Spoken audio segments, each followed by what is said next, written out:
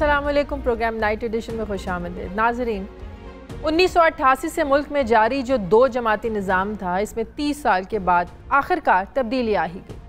तब्दीली और नए पाकिस्तान का नारा लगाकर आम इंतखाबात में कामयाबी हासिल करने वाले पाकिस्तानी क्रिकेट टीम के साबिक कप्तान इमरान खान ने आज वज़ारत उज़्मा का हलफ उठा लिया कि वो मुल्क और कौम के वफादार रहेंगे। ये इमरान खान की 22 साल की जद्दोजहद का नतीजा है कि वो मुल्क से दो जमाती निज़ाम का खात्मा कर पाए और मुल्क की सबसे बड़ी सियासी क़ुव्वत बनकर उभरे। लेकिन अब देखना ये है कि वो मुल्क की हालात और सूरत हाल में किस तरीके से तब्दीली लाएंगे, कड़ा एहतसाब का वादा निभाने के लिए किस हद तक जाएंगे, मुल्क के जो खारजी दाखिली मामलात हैं इनको किस तरह बेहतर बनाएंगे, 800 अरब रुपए का टैक्स किस तरह इकट्ठा करेंगे, इस निज़ाम से अक़रबा परवरी को कैसे ख़त्म करेंगे, मुल्क के मुआशी जो बदहाली सिस्टम है इसको ख़त्म करके कैसे बेहतर बनाएंगे। और सबसे बड़ा और अहम चैलेंज ये है कि मजबूत अपोजिशन के होते हुए हुकूमती उमूर चलाना और पार्लियामेंट के फ्लोर पर तब्दीली लाने के लिए जो कवानीन और बिल्स को पास करवाना, ये कितना कठिन और कितना मुश्किल काम होगा तहरीक इंसाफ के लिए।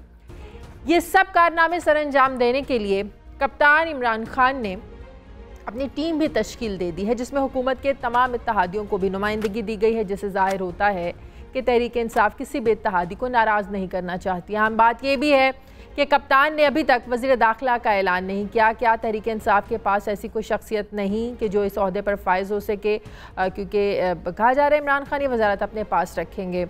सवाल ये है कि क्या कप्तान की तश्कील दी गई जो टीम है ये मुल्क को जो दरपेश चैलेंजेस हैं इनको ख़त्म कर पाएगी। मुल्क की हालात को मद्देनज़र रखते हुए इमरान खान की जो टीम है कितनी कॉम्पिटेंट है, इस पर भी हम अपने प्रोग्राम में बात करेंगे।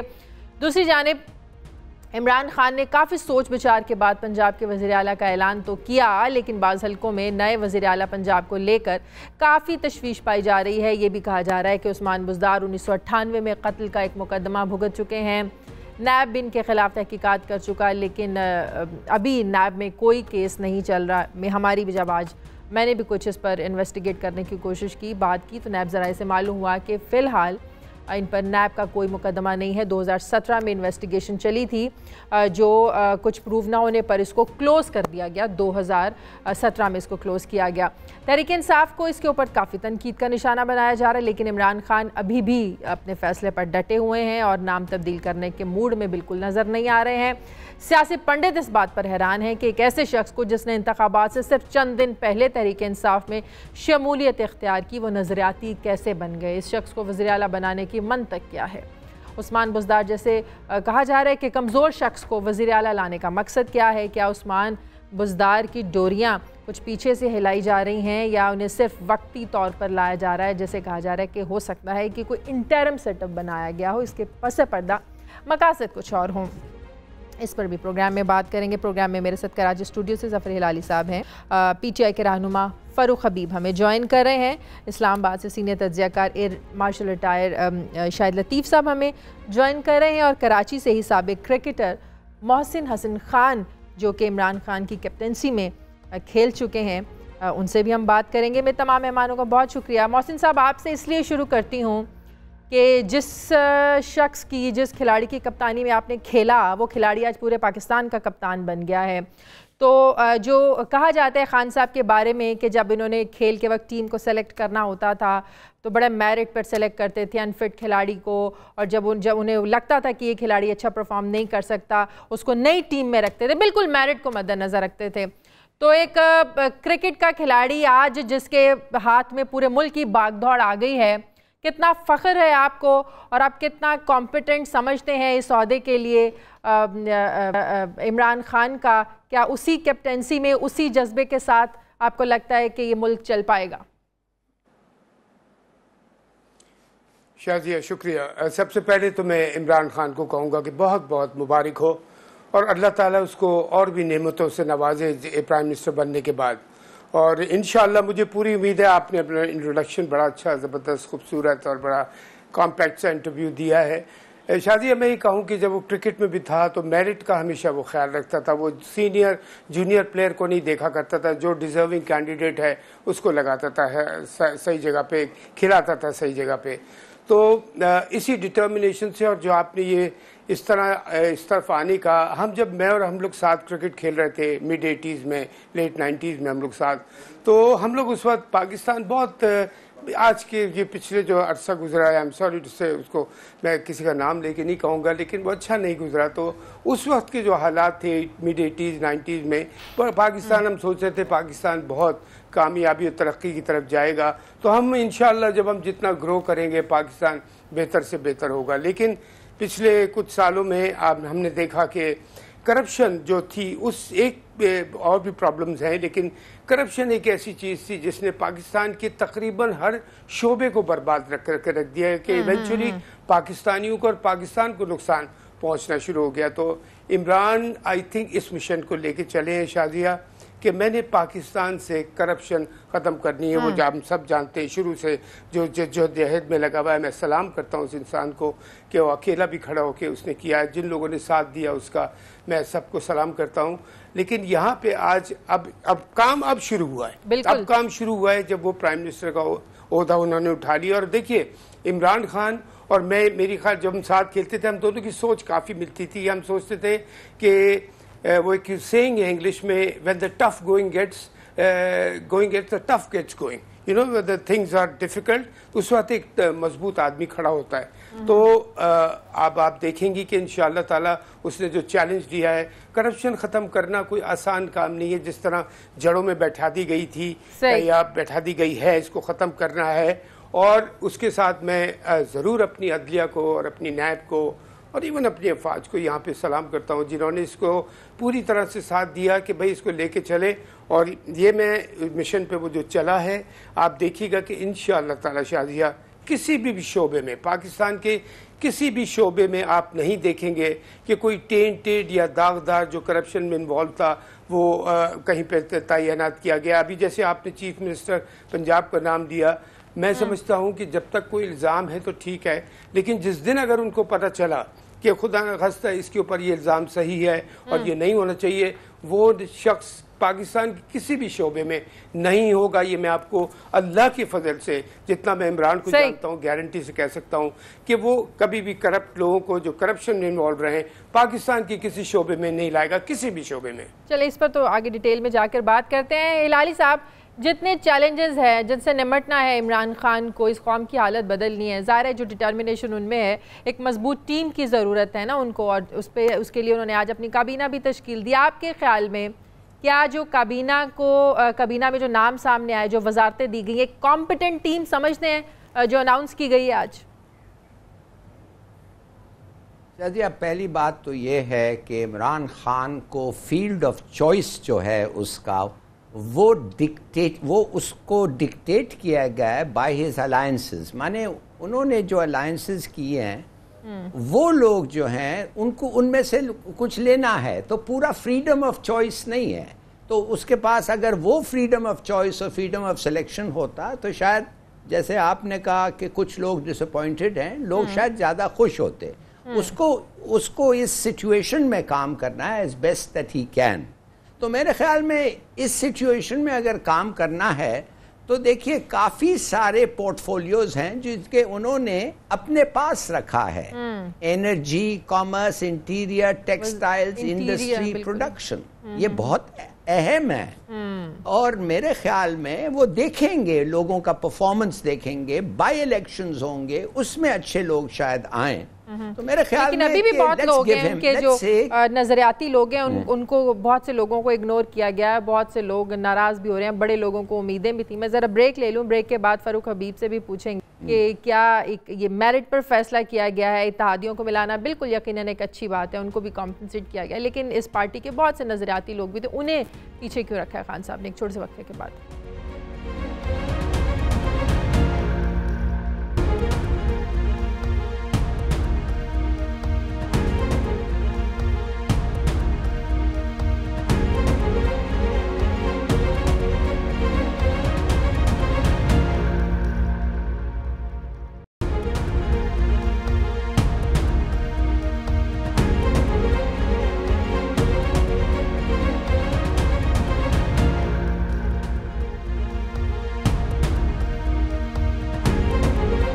बहुत खुशामदीद। फारूक हबीब साहब, आपको नहीं लगता कि नज़रियाती लोगों को पीछे रखा गया है? जब काबीना अनाउंस की गई, नाम सामने आए, तो ये महसूस हुआ कि नज़रियाती शख्सियात को नहीं वजारतें दी गई। जैसा कि आप देखें, शाह महमूद कुरैशी ये भी पीपल्स पार्टी से आए हुए, फवाद अहमद ये भी पीपल्स पार्टी मुशर्रफ के साथ काम किया हुआ, परवेज़ खटक पीपल्स पार्टी से, शफकत महमूद दूसरी पार्टी से आए हुए, अपने लोगों को नज़रअंदाज किया। और जो जिस तरीके से वजारतें दी गई, आप देखें शफकत महमूद को तालीम की वजारत दी गई, जो कि अब काम ही सूबों का है। ये तो सूबों में ये 18वीं तरमीम के बाद सूबों के पास चला गया था। शीरी मज़ारी इनसे इंसानी हुकूक की इनको दी गई है और अच्छी वजारत के लिए भी डिज़र्व करती थी।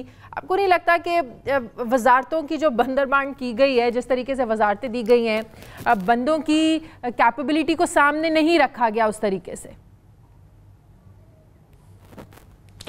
देखें, मैं सबसे पहले जो है वो पूरी कौम को मुबारकबाद देना चाहता हूँ कि इमरान खान की 22 साल जद्दोजहद के बाद इमरान खान आज लोगों की, आवाम की ताकत से जो है वो पाकिस्तान के 22वें वज़ीर आज़म का उन्होंने हलफ उठाया है। और मैं ये समझता हूँ कि जो इमरान खान से उम्मीदें हैं लोगों की, उस पर पूरा उतरेंगे। और आपने शुरुआत के अंदर हवाला दिया क्रिकेट का और मोहसिन भाई से आपने स्टार्ट दिया अपने प्रोग्राम का, तो मुझे बड़ी अच्छी तरह से याद है कि इमरान खान अपनी टीम जो है वो सिलेक्ट हमेशा किया करते थे और उन्होंने ऐसे लोगों को भी उठाया टीम के अंदर जिनको कोई जानता नहीं था। इसी तरह उनके ऊपर भी तनकीद होती थी कि शायद जो है ये इमरान खान ने जो है अननोन लोगों को सामने ले आया, लेकिन जब वो परफॉर्म करते थे तो वो वसीम अकरम भी लेजेंड बना, इंजमामुल हक भी लेजेंड बना, वकार यूनुस भी बना और मुश्ताक अहमद बना, और मोहसिन भाई खुद बैठे हैं। बहुत सारे इमरान खान ने जो है वो लेजेंड्स पैदा किए हैं। और जहाँ तक रही आप टीम की बात, तो इमरान खान जो है वो परफॉर्मेंस बेस्ड काम लेने वाले हैं, बहुत फोकस्ड हैं, हर चीज़ को खुद एवेल्यूएट कर रहे हैं। और बहुत सारी मिनिस्ट्रीज़ आप देखें, जो सबसे पहले काबिल सताइश बात है कि उन्होंने कैबिनेट के साइज़ को छोटा रखा है, उसी के साथ साथ उन्होंने उनको हदायत जारी की है सादगी की भी।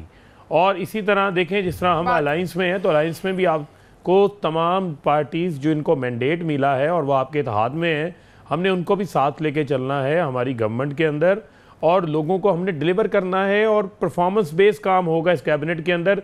ये दिखावे के लिए या लोगों को oblige करने के लिए कैबिनेट नहीं बनाई गई, जिम्मेदारी है। इस जिम्मेदारी को जो है इतनी वजारतें रहेगी, इनका बोझ एक आदमी भी तो नहीं उठा सकता ना। और काबिल लोग हैं। वजारत दाखिला, साइंस, टेक्नोलॉजी, ओवरसीज पाकिस्तानी, वजारत मनसूबाबंदी, ये कौन चलाएगा?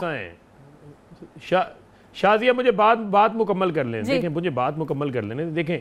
ये वही टीम है जो आपकी इलेक्टेड टीम आपके पास आई है, आपने उन्हीं में से सिलेक्ट करने हैं। और जो मशीर आपके पास लगाने की आपके पास जो रियायत मौजूद थी, उसमें से आपने जो है वो मशीर भी लगाए हैं। रज़ाक दाऊद साहब जो हैं वो बेस्ट इंडस्ट्रियलिस्ट हैं, उनको कौन नहीं जानता। और मैं समझता हूँ कि जो डॉक्टर इशरत हुसैन हैं, वो भी आप देख लें कि गवर्नर भी रहे हैं और रिफॉर्म्स कमेटी पहले भी उसका हिस्सा थे, आज भी मौजूद हैं। इसी तरह अरबाब शहजाद साहब जो है वो साहब चीफ सेक्रेटरी भी रह चुके हैं और सीजन ब्यूरोक्रेट हैं, उनको जो है वो इस्टेब्लिशमेंट के ऊपर मशीर लगाया है। जो ज़हीरुद्दीन बाबर अवान साहब हैं, उनको भी आप सारे लोग जानते हैं। मैं समझता हूँ अच्छी टीम है, काम करेंगी, डिलीवर करेंगे। और नज़रियाती लोग नज़रअंदाज नहीं होते। मेरा एक ही मिनिस्टर है, वो प्राइम मिनिस्टर इमरान खान है। लोगों की नज़रें और उम्मीदें इमरान खान से हैं। और अभी आप हुकूमत को चलने दें, अभी तो 100 दिन का खान साहब ने जो बात की है उसके अंदर डायरेक्शन वाजे हो जाएगी। आज देखें ना कि प्राइम मिनिस्टर के ऊपर बड़े बड़े खाने, बड़ी बड़ी तवाज़ो होती थी। आज प्रेसिडेंसी के अंदर एक सादा सी तकरीब हुई है, चाय और बिस्किट के साथ जो है वो मेहमानों की तवाज़े की गई है। और इमरान खान आज प्राइम मिनिस्टर सेक्रेटेरिएट में थे, आज वो बनी गाला में है। कल वो प्राइम मिनिस्टर हाउस में नहीं रहेंगे, बल्कि प्राइम मिनिस्टर हाउस का जो हाउस नंबर 1 है, जो MS का घर है, उस स्टाफ हाउस के अंदर रहेंगे। और हमने एक कमेटी भी बना दी है जो प्राइम मिनिस्टर हाउस का फैसला करेगी कि इसका पब्लिक इस्तेमाल क्या करना है। यहाँ पर यूनिवर्सिटी बनेगी या कोई और ऐसा इदारा बनेगा जो पब्लिक की बेहतरी के लिए होगा। तो मैं समझता हूं जो बातें अप्रिशिएट करने के काबिल हैं वो लेने नहीं आए और अप्रिशिएट हम हमेशा करते आए हैं और करते रहेंगे। जो खान साहब मुल्क की मफाद में काम करेंगे, लेकिन तनकीद बराए इस्लाह होनी चाहिए। लेकिन अगर मीडिया साफ़ी तनकीद करते हैं तो उसको पॉजिटिव लेना चाहिए, उस पर डट नहीं जाना चाहिए। शाहिद लतीफ़ साहब, बड़ी अच्छी बात है काबीना का साइज़ छोटा रखा। पीपल्स पार्टी की काबीना में 40 से वज़रा पर नज़र आई, नून लीग की कैबिनेट में 30 वज़रा में नज़र आए, 20 वज़रा कैबिनेट में शामिल किए गए PTI ने। लेकिन बाकी भी जो आम वजारतें जिनका मैंने भी जिक्र किया, वजारत दाखिला है जो कहा जा रहा है खान साहब अपने पास रखेंगे, टेक्नोलॉजी की है, ओवरसीज़ पाकिस्तानी है, वजारत मनसूबाबंदी है, ये वजारतें कौन चलाएगा? ये भी वजारतें तो एग्जिस्ट करती हैं, खान साहब अकेला इन वजारतों का बोझ उठाएंगे? जैसे कि आपको याद है वजीर खारजा नहीं रहा नून लीग के दौर में 4 साल, तो कितनी तनकीद करते थे कि एक स्पेसिफिक होना चाहिए। अब वजीर दाखिला वो किसी को नहीं बनाया गया, वो खान साहब ने अपने पास रख लिए। देखिए, मैं ये समझता हूँ कि जब हम इमरान खान साहब की बातें करते हैं तो इसमें कोई दो राय नहीं कि बहुत अच्छी चीज़ें सामने आती हैं, और ये बार बार जिन चीज़ों का जिक्र किया गया ये उनकी स्ट्रेंथ है। मसलन सादगी के बारे में जो बार बार जिक्र किया जाता है, इसमें कोई शक व शुबा नहीं है कि जिस सादगी के साथ वो आगे लेकर हम पूरी कौम को चलना चाहते हैं वो काबिल सताइश है। इसी तरह उनकी जो ज़ाती तौर पर जो ऑनेस्टी का आलम है वो भी काबिल सताइश है। मगर हमें यह भी देखना है कि मसलन क्रिकेट टीम की बातें अपनी जगह, वो एक 10 या 11 बंदों की टीम, आज आपके सामने पूरा मुल्क है, आपने पूरे मुल्क से चीज़ों को चूज करना है। आपने इतनी सारी डिपार्टमेंट्स हैं और जो मुल्क की हालत है वो भी सबके सामने है, यानी अंबार है मसाइल के इस मुल्क पर। उसका अगर हम जिक्र ही करना शुरू करें तो शायद एक पूरा प्रोग्राम आपको चाहिए। क्या आप इन सारी चीज़ों को मद्देनजर रखते हुए क्या आपकी एडवाइजरी टीम ऐसी है जो आपको हर शोबे में एक ऐसी एडवाइस दे कि कम से कम उस पर तनकीद हो? किसी ने अगर एडवाइस दी होती तो खान साहब अपने जो हलफ की जो रिहर्सल थी ना वो जरूर करके जाते, उसको पढ़ के जरूर जाते। बिल्कुल, इतना तो वहीं से मामला शुरू हुआ। में से किसी ने उसकी बिल्कुल रिहर्सल होना चाहिए थी कि इतना बड़ा एक इवेंट है, उसके अंदर इसको पढ़ना, इसकी रिहर्सल करना, ये हर जगह होता है। ये एक फॉर्मल ओकेजन है, इसको आप इनफॉर्मल या कैजुअल तरीके से नहीं ले सकते। तो उसमें भी ये चीज़ सामने आई कि उसके अंदर प्रैक्टिस नहीं की गई। लिहाजा मैं समझता हूं कि कुछ ऐसे लोग हैं, जैसे आपने शीरीन मज़ारी साहबा का नाम लिया, जैसे आपने शफकत महमूद साहब का नाम लिया, हम सब तवक्को करते थे कि उन्हें एक जो इनको दिया गया है दोनों को, इससे बेहतर जगह पे लगाया जाएगा। उनके क्रेडेंशियल्स हैं, उनका एक माजी है, उनका एक नाम है। तो अगर इन चीज़ों को आप मद्देनजर नहीं रखते तो फिर आपकी टीम क्या आप हिट एंड ट्रायल की बुनियाद पर आगे चलेंगे कि देखेंगे कि कौन क्या करता है, फिर कुछ काम करेंगे?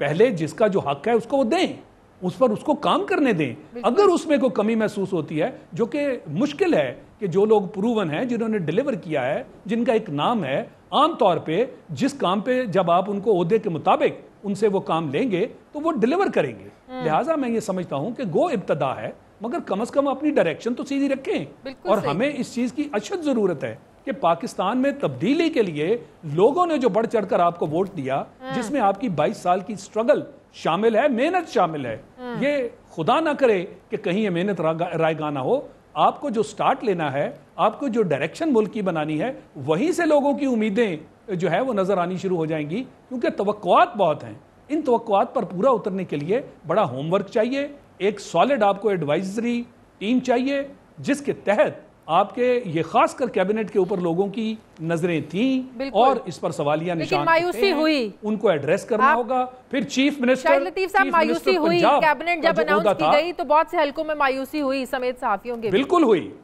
बिल्कुल हुई। चीफ मिनिस्टर पंजाब का ओहदा, जैसे मैं कह रहा हूं, इस पे बात उसके ऊपर देखिए कितने सवाल उठ खड़े हुए, और वो ट्रैक रिकॉर्ड है, माजी का हिस्सा है। इसका ये मतलब नहीं है कि ठीक है, इज्जत करते हैं, आप प्राइम मिनिस्टर ऑफ पाकिस्तान बन गए हैं, बहुत अच्छी बात है, अल्लाह ताला आपको आपके मकासद में कामयाब करे। लेकिन अगर तनकीद की जा रही है, एक शख्सियत मतनाज़े हो रही है, आपको उस पर डट नहीं जाना चाहिए, एटलीस्ट उस पर सोच विचार जरूर करनी चाहिए। मुझे ब्रेक लेने दें, ब्रेक के बाद वापस आते हैं।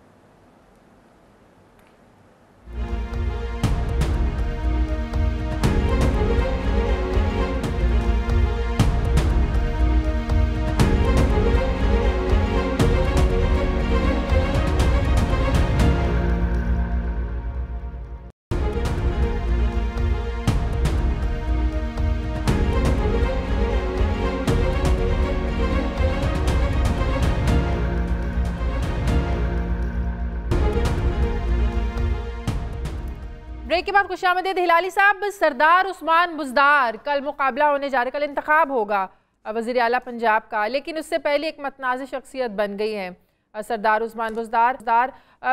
जिस तरीके से इस नाम को बड़ा खुफिया रखा गया, फिर कल ही एकदम नाम सामने आया इंतखाब से एक दिन पहले, तो लग तो हमें यही रहा है कि एक इंटरम सेटअप है शायद इस चीज़ का इंतज़ार किया जा रहा है कि वक्त आए अलीम खान अपने जो केसेस हैं नैब से क्लियर हों तो अलीम खान को सामने लाया जाए, तब तक काम चलाया जाए। पीछे गवर्नर और चौधरी सरवर बैठे हुए हैं, परवेज़ इलाही बैठे हुए हैं, चला लेंगे। लेकिन आपको नहीं लगता कि अगर इतनी मतनाज़ शख्सियत बन गए हैं, खान साहब को इस पर सोच विचार ज़रूर करनी चाहिए, ना कि डट जाएंगे नहीं जी अब मैं इस पर बिल्कुल जो है वो कायम हूँ और मैंने इसको बड़ा सोच समझ के सेलेक्ट किया है। जी लाली साहब आपसे उन्होंने अगर कह रहे, हाँ मैं सो रहा हूँ, अगर उन्होंने ये कहा है कि सोच समझ के किया है तो ये तो गलत बात है ना कि वो before the man is elected, before माने ओहदे के आने के पहले आप कहते हैं इसको निकाल दो, इसलिए इसके बारे में हमने ऐसे चीज़ें सुने हैं जो बाय द वे गलत हैं। माने जो उनके खिलाफ केस था वो दियत देख के वो माफ़ हो गए हैं, और वो दूसरे केसेस थे दे आर नॉट प्रूवन। मैंने बड़ा इंक्वायर किया, नैब ने कहा दे आर नॉट प्रूवन। तो जो केस प्रूव नहीं हुआ है और जिसमें दियत दे के अलग हो गए हैं और जिसमें खुदा ने उनको माफ कर दिया है, तो हम कौन होते हैं कहने के नहीं माफ होना चाहिए। लेकिन एक ऐसी शख्सियत जो 3 महीने पहले उन्होंने आपकी पार्टी 3 महीने पहले क्या अभी इलेक्शन में उन्होंने आपकी पार्टी ज्वाइन की है, तो कैसे वो आपके नजरियाती जो है ना वो वर्कर हैं, पार्टी की समझ बूझ रखते हैं, कैसे इतने बड़े सूबे को चलाएंगे वो? शाहजिया मुझे नहीं पता कैसे, मगर एक चीज़ तो मुझे पता है कि सबसे बड़ा सूबा को अगर उसको चीफ मिनिस्टर बना रहा है इमरान खान, तो इसका मतलब होगा कि सोच समझ के कर रहा है। और शायद जो आप कह रही हैं बिल्कुल सच हो कि वो इसलिए वो एक कठपुतली बन रहा है सरवर के लिए और परवेज़ इलाही के लिए और अलीम खान के लिए और खुदा जाने और कौन के लिए। अगर ही कभी कभी एक आदमी ऐसा भी चाहिए जो एक कमिटी लीडरशिप होती है, और एक वैसा आदमी चाहिए कुर्सी में बैठा हुआ जो इस किस्म के सजेशंस को एक्सेप्ट करता है और वो अपने पोजीशन को भी एक्सेप्ट करता है। ये नहीं है कि मैं ये हूँ और कोई इंटरफियर नहीं करता है। मे बी इसका नाम जो भी है बोजदार, शायद ये अच्छा कमिटी आदमी है। देखिए मैं तो ये जानना चाहता हूँ और मोहसिन साहब हमें बता सकेंगे, भाई Imran Khan is a great vote getter, हमें पता है कि उनको वोट बहुत मिलते हैं। मैं जानना चाहता हूं, अब वो मिल गया, वो प्रूव हो गया कि जबरदस्त वोट गेटर हैं, हम सब ने उनको सपोर्ट किया। मगर अब मैं जानना चाहता हूं, वोट गेटर तो हैं, प्राइम मिनिस्टर अच्छे होंगे, किस किस्म के कमेटी मैन है, क्या मीटिंग्स पे जब जाते हैं और एजेंडा आइटम्स होते हैं क्या वो हर आइटम के बारे में पढ़ते हैं, एक थॉट डेवलप करते हैं, क्या वो क्रिटिसिज्म इनवाइट करते हैं, इतना टॉलरेंस है? मैं तो समझता हूं कभी कभी लोगों को बात करते हुए उनके बारे में कि वो सब डरते हैं उनसे। यार कप्तान ये कह, यार कप्तान ये कह देगा। अब देखिए बेनजीर भुट्टो की खूबी देखें, वो बेनजीर भुट्टो प्रिपेयर करके कैबिनेट को आती थी और जो मुख्तलिफ ओपिनियन था उनके पास जाती थी और कहती थी बताओ, मैं एक छोटा सा मशवरा देता हूं। मुझे 10 बजे रात फोन करके कहती है we should not sign the chemical weapons convention. मैंने कहा क्यों? कहती है हिंदुस्तान ने नहीं साइन किया। तो मैंने कहा प्राइम मिनिस्टर कब तक आप हिंदुस्तान को अपना एजेंडा सेट करने देंगे? आप खुद क्यों नहीं इवैल्यूएट करते हैं कि करना चाहिए कि नहीं? हम न्यूक्लियर पावर बनने जा रहे हैं, हमें सैंक्शंस हो रहा है, आप अभी केमिकल वेपन पावर भी बनना चाहते हैं, आप एक रोग स्टेट डिक्लेयर होंगे, कभी नहीं होना चाहिए ऐसे। कहते हैं बट बड़े बड़े लोगों का नाम लिया, वो सब कहते हैं नहीं जब तक हिंदुस्तान नहीं साइन किया हम नहीं करेंगे। तो मैंने कहा आई रिपीट द क्वेश्चन, क्या हम नहीं करना चाहिए इसलिए हिंदुस्तान कुछ नहीं करता है तो हम भी नहीं करना चाहिए? देखिए मैं कौन था उस वक्त, एक सेक्रेटरी था, मगर वो बात सुनती थी। क्यों? बिकॉज उसके पास इतनी इंटेलिजेंट और कॉन्फिडेंस था कि वो डिबेट को एक्सेप्ट करें और डिबेट को बुरा नहीं समझती थी, ये नहीं समझती थी कि उसकी इज्जत से कमी हो रही है। आप बताएं, ये इमरान खान में है आपने खान साहब के साथ ये है कि नहीं? तनकीद सुनने की सलाहियत है, तनकीद बर्दाश्त करते हैं। हमने तो देखा पार्टी के अपने ही लोग बहुत डरते हैं उनसे, खुशामदी ज्यादा है। नहीं देखिए, इलाही साहब ने भी बड़ी सही बातें कही हैं और इस ब्रेक से पहले शाहिद लतीफ़ साहब ने भी बड़ी जेन्युइन बात कही थी कि ये टीम नहीं है, ये मुल्क चलाना है पूरा। और देखिए मैं यहाँ एक बात दो छोटी छोटी 2-3 ज़रूरी बातें कह दूँ।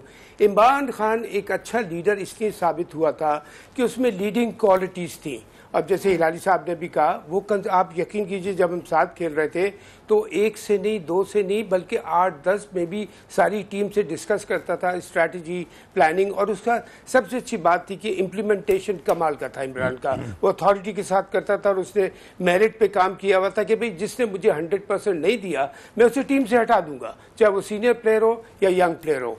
एक तो ये बात हिलाली साहब की। हिलाली साहब आप देखिएगा इंशाल्लाह इमरान की, आप देखेंगे कि वो with consultation he will take the right decisions. और जैसे अपने शाहिद लतीफ़ साहब ने ब्रेक से पहले कहा कि मुल्क चलाने की बात, इस मुल्क में उसको पता है कि मैं किस मुश्किल वक्त में आया हूँ जहाँ करप्शन ने झंझोड़ के रख दिया है पूरी कौम को, यानी कि मुल्क को हिला दिया है। उसको वो खात्मे के लिए आया है और मैं आपको बता रहा हूँ जिस डिटर्मिनेशन के साथ अल्हम्दुलिल्लाह वो आया है, वो उसको पता है कि मैं यहाँ ऐश करने नहीं आया हूँ, मैं अय्याशी करने नहीं आया हूँ। और सादगी वो क्यों कर रहा है? बिकॉज बाय नेचर वो सादा है और वो दिखावे के लिए नहीं कर रहा। उसको पता है कि मेरे मुल्क के अवाम जो है उसमें मेजॉरिटी गरीब है जो मुसीबतों में फंसे हुए। मैं बादशाहों की तरह महलों में नहीं रहूँगा, लेकिन उसके साथ साथ बहुत ज़रूरी चीज़ है, शाहिद लतीफ़ साहब ने भी बिल्कुल सही फरमाया, हिलाली साहब ने भी, कि स्ट्रैटेजी चाहिए टू गवर्न द कंट्री। आपसे रेलेवेंट में एक सवाल आपसे पूछना चाहती हूँ मोहसिन साहब, अब चेयरमैन पीसीबी के ओहदे के लिए भी एक ज़ाहिर है एक कैपेबल शख्सियत का भी एक बहुत बड़ा इम्तिहान होगा खान साहब के लिए, और वो इसलिए भी बेहतर समझ बूझ रखते हैं, ज़ाहिर है क्रिकेट खेलते रहे हैं। तो आपको लगता है कि ये भी मेरिट पर फैसला या इसमें भी खींचातानी होगी? जिस तरह हम देख रहे थे मुबारकबादें देने के लिए बनी गाला खिलाड़ियों ने रुख किया, और आज 92 की वर्ल्ड कप टीम भी जो फातह टीम थी वो भी पहुंची हुई थी अलफ-बरदारी में।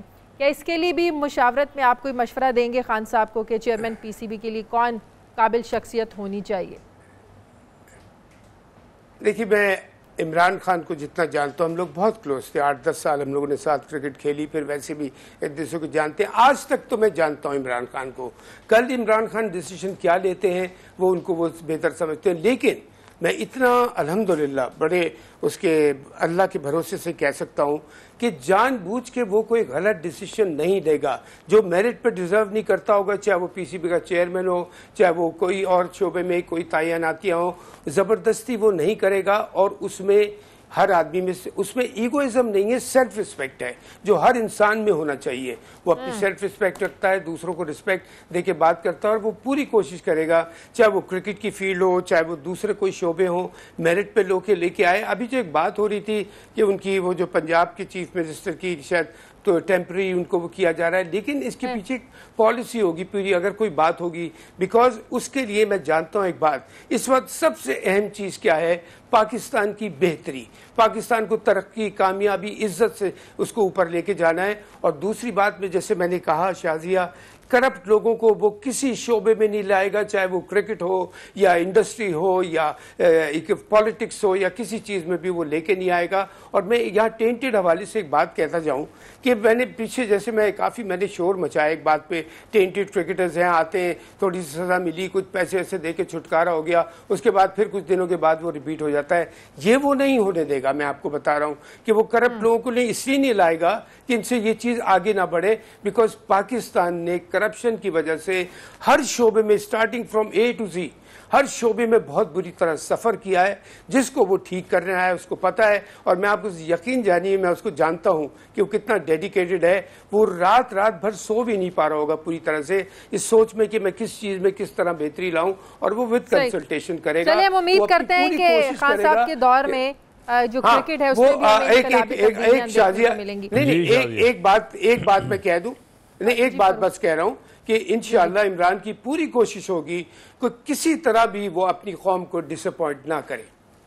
ठीक है, बहुत शुक्रिया मोहसिन हसन खान हमारे साथ है। फारूक, आपसे सवाल, इमरान साहब का एक और नारा था कि नौजवान क़यादत को सामने लाएंगे, लेकिन इस पर भी हमें आज काबीना में देकर मायूसी, कोई नौजवान चेहरा सामने नहीं आया। आप एक पुराने वर्कर हैं, नजरियाती आपको कहा जा सकता है, तो कोई तो एक जेस्चर देना चाहिए था ना नौजवानों को भी। देखिए, पहले तो मैं बहुत सारी बातें हुई उनके ऊपर बात करना चाहता हूँ। यहाँ पे कहा गया कि क्रिकेट जो है वो उस वक्त क्रिकेट खेलना था, तो क्रिकेट भी इमरान खान जो है वो मुल्क के लिए खेल रहा था। और अब भी इमरान खान जो सियासत में आया है तो पाकिस्तानी लोगों की बेहतरी के लिए आया है। उसको सियासत की या शोहरत की प्राइम मिनिस्टर बनने का इमरान खान को कोई शौक़ नहीं, एक मिशन और मकसद के लिए आया है। दूसरी बात उस्मान बुज़दार के ऊपर की गई। देखें, बात यह है कि हमने पाकिस्तान की फेडरेशन को मजबूत करना है।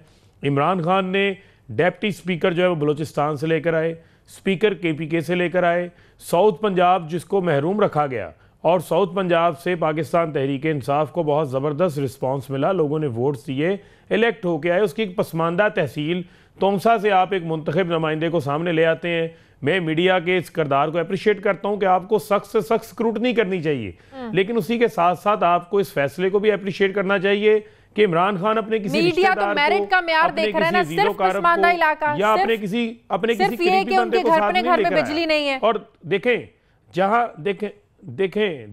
तक रही केस की बात, जहां तक रही केस की बात, तो नैब में केस क्लोज है, लोग दरखास्तें देते हैं, वो इदारा अगर किसी का केस है तो उसका रास्ता रोके। हम तो ओपनली कहते हैं कि अकाउंटेबिलिटी होनी चाहिए, क्रॉस दी बोर्ड होनी चाहिए। दूसरी रह गई बात FIR की, तो आपको याद होना चाहिए, मैं माजी में लेकर जाना चाहता हूं कि 98 के अंदर बल्दियाती इलेक्शन हुआ था मियां नवाज शरीफ की गवर्नमेंट में। जी हाँ, 400 के करीब लोग पूरे पंजाब में मर गए थे। 35 लोग फैसलाबाद में, मुझे पता है, मुझे याद है आज भी कि वो लोग कत्ल हुए थे बल्दियात के इलेक्शन के दौरान। और वहां पर 109, जिस 109 के तहत भुट्टो को फांसी पर चढ़ा दिया गया था, उस 109 की आप बात कर रहे हैं। यहां पर आप बैठे हो, कत्ल हो, आपको मशवरे में रख लेंगे 109 के, तो दिए दे के वो केस खत्म हो चुका।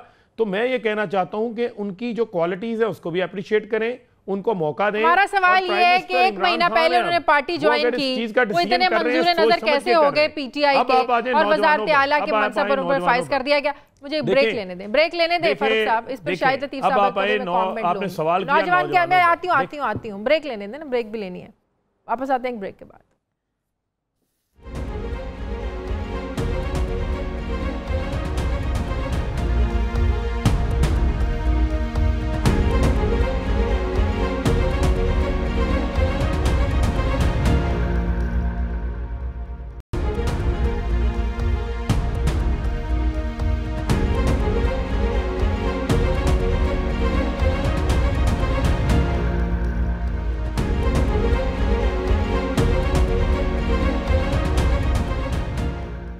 ब्रेक के बाद खुशामदीद। शाहिद लतीफ साहब, वज़ीर आला पंजाब के लिए, उसकी चॉइस के लिए क्या ये क्राइटेरिया काफ़ी था कि वो पसमानदा इलाके से हैं, वो उनके घर में खुद बिजली नहीं है, वो वहाँ की महरूमियों को समझते हैं, जनूबी पंजाब को वो नुमाइंदगी देना ज़रूरी था उनकी महरूमियाँ दूर करने के लिए? क्या ये क्राइटेरिया जस्टिफाई करता है इस वजारत के लिए सरदार उस्मान बुज़दार की नामजदगी को? नहीं जी, मैं नहीं समझता कि ये वो वाहिद क्राइटेरिया है जिसके तहत, ये अच्छी बात है कि पसमानदा इलाके के लोगों को आपको मंजर आम पर लाना चाहिए, उनको चीज़ें मिलनी चाहिए ताकि उनमें जो एहसास महरूमी है वो ख़त्म हो। मगर आप एक इतनी बड़ी पोस्ट की बात कर रहे हैं ना, तो ये नाम, पहली बात तो ये कि सीगा राज में रखा गया, शायद अब उसकी वजह समझ आ रही है, क्योंकि एक ऐसा नाम जो कि कंट्रोवर्शियल था, मुतनाज़िया था, शायद इस वजह से उसको आपने संभाल के रखा। अब जब सामने आया डट गए, तो वो जो तनाज़ात हैं, जो उनके नाम पर चीजें हैं, वो भी सामने आ गई, और उस पर आप वो वाली बात नहीं कर रहे। और ये आर्गुमेंट जो है, ये दलील ठीक नहीं है कि चूंकि दियत के बाद वो इससे क्लीन होके बाहर आ गए। कुरान पाक को पढ़ें, दियत का मामला, उसके साथ कसास का भी मामला है, और कुरान पाक में यह भी है कि असल में कसास जो है वो हयात है। इसका मतलब यह है कि अगर कसास का मतलब कि आप भी उसके बदले में उससे मौत की सूरत में बदला लेंगे, तो फिर आइंदा किसी को कत्ल करने की जरूरत नहीं होगी। हमने, और दियत कहां दी जाती है? जहां पर चीज साबित हो जाए, यानी आप उसमें कत्ल में शामिल थे। यह भी बात हो रही है कि जी वो कबीलों की लड़ाइयां होती हैं, झूठे मुकदमे बना दिए जाते हैं। ये वो सारी चीजें हैं, इसको हम गठबंधन न करें। हकीकत को मद्देनजर रखते हुए यह हमारी बहस होनी चाहिए। लिहाजा सिर्फ यह कह देना कि पसमानदा इलाका है, इसकी बुनियाद पर आपने इतना बड़ा ओहदा दे दिया। हाँ, चले मान लिया कि आप उसको फिलहाल एक डमी की सूरत में रखना चाहते हैं, हाँ। तो किसी ऐसे शख्स का चुनाव किया जाता जो मुतनाज़िया ना होता। ठीक है, एक कमजोर पर्सनैलिटी हो सकती है, मगर ये जो मुतनाज़िया शख्सियत है, ये तो फिर उसके उस स्पिरिट के बिल्कुल खिलाफ है जिसके तहत हम लोगों को चुनने जा रहे हैं। और खासकर इमरान खान जैसे आदमी से इस चीज की तवक्को नहीं की जा सकती कि इतने बड़े ओहदे पर एक मुतनाज़ा शख्सियत के आदमी को ले आए और कहें जी ये चूंकि पसमानदा इलाका है। ये मैं नहीं समझता कि ये इस तरह की शुरुआत जो है ये लोगों में बहुत ज्यादा पजीराई हासिल करेंगी। इसको देखा जाना चाहिए। अच्छा, एक और बड़ी अहम बात, शेयर बनता है। डॉक्टर फरोग नसीम को जो कानून की वजारत दी गई, वो तो परवेज मुशर्रफ के आर्टिकल 6 का जो वो केस है, मुकदमा है, वो तो उसके भी वकील है। तो क्या इस जेस्चर को क्या लिया जाए कि वो उनका ट्रायल नहीं होगा? क्या मैसेज दिया है इससे? वो तो परवेज मुशर्रफ के भी वकील हैं। शाहिद लतीफ साहब देखें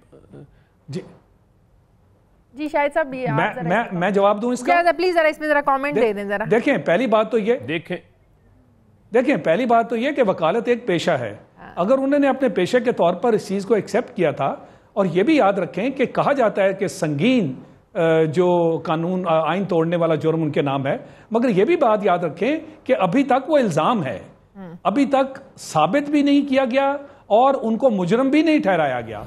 इस हद तक अगर उन्होंने उनका केस लड़ा तो उसके अंदर उन्हें कोई ऐसी अपने पेशे के एतबार से शायद ऐसी चीज नजर आती थी जिसके तहत वो अपने जो क्लाइंट है शायद इसी को बोलते हैं कॉन्फ्लिक्ट ऑफ इंटरेस्ट। उनके खिलाफ नहीं जाना चाहिए। कॉन्फ्लिक्ट ऑफ इंटरेस्ट इसमें फॉल नहीं करेगा। आज जब वो आज एक मुख्तलिफ ओहदे पे वो आने लगे हैं, इसका हल्फ है कि आज वो उस ओहदे पे या उस अपनी प्रोफेशनल जो उनकी एक डोमेन थी उसके तहत वो आगे नहीं चल रहे। आज वो एक मुख्तलिफ ओहदे पे आने लगे हैं, ये हल्फ उठाना होगा। इस हल्फ के बाद अब वो कॉन्फ्लिक्ट ऑफ इंटरेस्ट और वो जो वकालत वाला पेशा है उन्हें उससे हटके बिहेव करना है। मैं उस वक्त की बात कर रहा हूं जिसका आप जिक्र कर रहे हैं कि जी उस वक्त उन्होंने ये एक्सेप्ट किया, केस लड़ा, वो केस मेरिट पे उन्होंने लड़ा, क्योंकि आज तक वो केस जो है उसका फैसला जनरल मुशर्रफ के खिलाफ उनको यानी मुजरम आपने नहीं ठहराया। तो अगर वो केस लड़ते रहे अपने वकालती पेशे की बुनियाद पर, इस चीज को मैं नहीं समझता कि उनके खिलाफ एक नुक्ता बनाना चाहिए। आज वो एक और रोल में आ रहे हैं, उनको उसके आदाब और उसका जो तरीकाकार है वो अपनाना होगा, और उसके तहत मैं नहीं समझता कि कोई ऐसा केस उनके खिलाफ आप लेके बैठ जाएं जो उनके वकालत के शोबे में और वकालत के पेशे में जिसको उन्होंने सपोर्ट किया और जिसको उन्होंने अपनी वकालती एतबार से वो लेकर आगे चले। फारूक कुछ कहना चाह रहे थे? जी फारूक। जी मैं बस इसी चीज़ पे जो इसका एयर मार्शल साहब ने जो है वो जवाब दे दिया इस चीज़ का कि फ़रोग नसीम साहब जो हैं वो बड़े नामवर लॉयर हैं और हमारे इत्तेहादी हैं, MQM की तरफ से वो सेनेटर भी हैं और वो कैबिनेट का हिस्सा हैं और डिलीवर करेंगे। और ये मैं समझता हूँ ये तमाम चीज़ें जो आप उनके साथ एट्रीब्यूट कर रही हैं, ये अब उनकी जो पेशा वाराना ज़िम्मेदारियाँ हैं जो अब उनको एज ए कानून वजारत कानून का कलमदान का हलफ वो लेंगे और काम शुरू करेंगे, उसके आड़े ये चीज़ें नहीं आएंगी। और इसके अलावा उन्होंने और भी बहुत अच्छे काम किए हैं, उनका भी जिक्र कर लेना चाहिए। उसके अलावा और भी केसेस होंगे, कैपेबल है तो अप्रिशिएट कर रहे हैं, हमने तो अप्रिशिएट किया है, बड़े और करेंगे भी इंशाल्लाह। बिल्कुल, हमने तो हमेशा उनको अप्रिशिएट किया है। हिलाली साहब एक और सवाल। जी हिलाली साहब। जी मैं एक चीज़ मैं आपको बताना चाहता था कि आप ये शिरीन मज़ारी का किसी ने हमारे पैनलिस्ट ने जिक्र किया था कि शायद उनको कोई बेहतर ओहदा मिलना। मैं आपको बताना चाहता हूँ वो खुद कहती है और ख़ुद उसने रिक्वेस्ट किया था कि मुझे ह्यूमन राइट्स का ओहदा दें, इसलिए कि इस मुल्क में और ख़ास तौर औरतों के लिए ये बहुत इम्पोर्टेंट ओहदा है। और वो खुद हमें तो ये भी पता चला था कि वो फौरन उसके लिए भी वजारत के लिए भी जो मांग रही थी, रिक्वेस्ट कर रही थी। मैंने तो आपको वो कहा है जो के लिए, जिस तरह आज कहा जा रहा है कि शेख रशीद थोड़े से नाराज हैं, शेख रशीद साहब थोड़े से नाराज हैं कि उन्होंने भी वजीर दाखिला की मांगा ये था। तो अभी उसने खुद लिख के कहा है, शिरीन ने अभी खुद शिरीन ने लिख के कहा है, शायद वो हो, मगर उसने खुद लिखा है। मैं यही बताना चाहता हूँ। देखें शिरीन मज़ारी का पिछले 5 साल असेंबली में बड़ा एक्टिव रोल रहा है और शिरीन मज़ारी जो है जहाँ तक अब अभी इमरान खान पहुँचे हैं उन्हें एक बड़ा उनका अहम रोल रहा है हमारी पार्टी के अंदर, वो बड़ी कैपेबल हैं और मैं समझता हूँ अगर उनको ह्यूमन राइट्स की उनके वजारत मिली है उसके अंदर भी वो डिलीवर करेंगे और पाकिस्तान के अंदर बहुत ज़रूरत है इस चीज़ के ऊपर काम करने के लिए। और शफकत महमूद साहब काफ़ी सीजनड आदमी है, परवेज़ खटक साहब जो हैं वो वज़ीर आला हमारे रह चुके हैं, वो अच्छा काम करेंगे दिफा के अंदर। तो ये कैबिनेट बड़ी बेहतरीन कैबिनेट है और असद उमर साहब बड़े कैपेबल हैं। डिलीवर असद उमर करेंगे साहब की कैपेबिलिटी है, उसके ऊपर कोई दो राय नहीं है। बिल्कुल ठीक है, बहुत शुक्रिया शाहिद लतीफ। जफर इलारी में साथ है। प्रोग्राम का वक्त हो गया। प्रोग्राम के लिए आप फीडबैक दीजिए। अपना ख्याल रखिएगा। आपसे मुलाकात होगी कल। अल्लाह हाफिज़।